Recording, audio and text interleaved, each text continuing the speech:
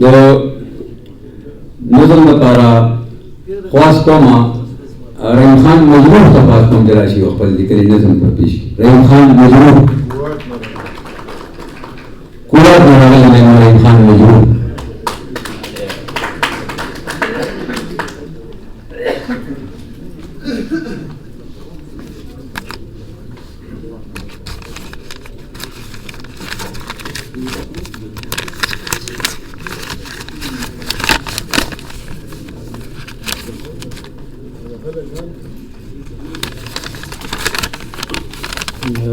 صدر صاحب په اجازت باندې زما د نظم عنوان دی ادبي جرنیل. اسلام آباد داسې خاریه ده چې څوک هم پکې د یو او بل ځانې ځان نه خبروي. چم ګوند پرېږده چې دیوال په دیوال خلک اوسیږي یو بل نه پیژني. د ځانځنۍ د ناپرسانه ښار کې دا پښتانه او د قلم خاوندان مونده کول یو ځای کول او بیا د ژبې د خدمت او پرمختګ دپاره ډېر په هنر دغه کاروان په مخ بوتلل ملګرو ټوکه نه ده.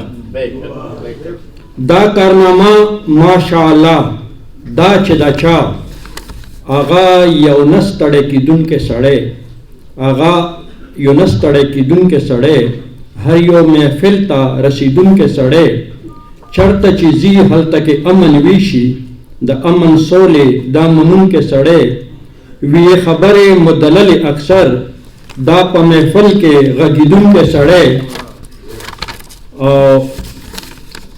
نازوي هر څوک په درانه درناوي پت د پښتو دغه پالونکی سړی او ساتي هر څوک یاد په خپل وخت او موقع د وخت په نبض پوهېدونکی سړی د خپل تاریخ نه هم ډېر ښه خبر دی هم په ادب نظر لرونکی سړی او شاعر هم ښه دی خو زما په نظر د ډېر اعلی نثر لیکونکی سړی او دغه د عقیدې او نظریې په لاره نه د موصوف ټینګک خوړونکی سړی او شکر دی ګڼ شمېر دشمنان هم لري. شکر دی ګڼ شمېر دشمنان هم لري. منافق نه دی ښکارېدونکی سړی او ناسته د هر فکر خاوند سره کړي. ناسته د هر فکر خاوند سره کړي.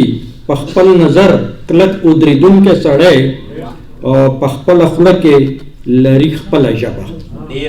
په خپله خوله کې لري خپله ژبه ګوره چې نه دی خرڅېدونکی سړی او نه ساتي زړه کې نفرتونه چاته.